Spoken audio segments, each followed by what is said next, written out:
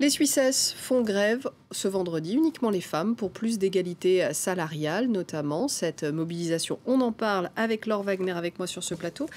Laure, pourquoi cette révolte? Quelle est la situation des droits des femmes en Suisse? Alors en fait, oui, contrairement aux idées reçues, la Suisse est à la traîne sur beaucoup de choses en matière d'égalité homme-femme. Déjà, il faut rappeler que les Suissesses n'ont obtenu le droit de vote qu'en 1972. 1945 en France. L'égalité est inscrite dans la Constitution depuis 1981, mais les écarts de salaire persistent entre les hommes et les femmes. En moyenne, les femmes touchent environ 20% de moins que les hommes. Cet écart se réduit un petit peu, mais il est toujours de 8% à formation et ancienneté égale.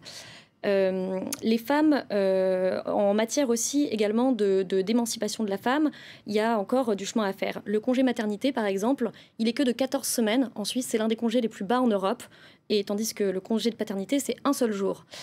Quant au congé parental, il n'existe tout simplement pas en Suisse. Le congé parental, c'est le fait de pouvoir faire une pause dans sa situation professionnelle lorsqu'on a des enfants. Et il y a aussi encore du chemin à faire en matière d'émancipation des femmes. L'avortement, par exemple, il n'a été dépénalisé qu'en 2002. En France, c'était 1975, la loi Veil. Et en matière de lutte contre les violences sexuelles, la définition juridique du viol en Suisse ne concerne que la pénétration génitale, donc celle d'un vagin par un pénis.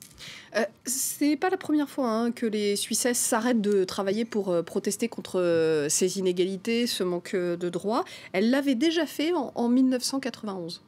Oui, alors il y a 28 ans exactement aujourd'hui, le 14 juin 1991, c'était la première grève des femmes en Suisse.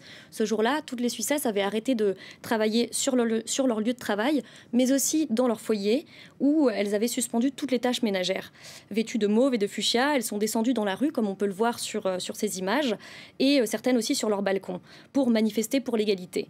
Une loi fédérale sur l'égalité entre les hommes et les femmes avait été adoptée après cette manifestation, mais néanmoins cette loi elle n'a eu aucune valeur contraignante, donc les choses n'ont pas beaucoup avancé depuis en fait. Il y a toujours beaucoup d'écart salarial comme on l'a vu. La Suisse aussi occupe seulement le 20e rang mondial en matière d'égalité des genres, derrière la France et l'Allemagne donc portées par la vague, notamment des mouvements MeToo, les organisations féministes et syndicales à l'origine de cette manifestation ont appelé à renouveler cette grève cette année. Et elles ont porté une vingtaine de revendications avec un mot d'ordre, plus de temps, plus d'argent et le respect aussi. Le mouvement a été globalement soutenu par l'opinion publique, hommes et femmes confondus, et même par certains pouvoirs publics, il faut le noter, comme par exemple la ville de Genève qui a accordé un jour de congé offert à tous les salariés qui voulaient faire grève. Donc en 1991, 500 000 personnes étaient descendues dans la rue.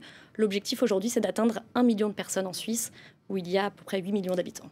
Et on verra si ce mouvement est réussi et suivi. Merci beaucoup, Laure Wagner.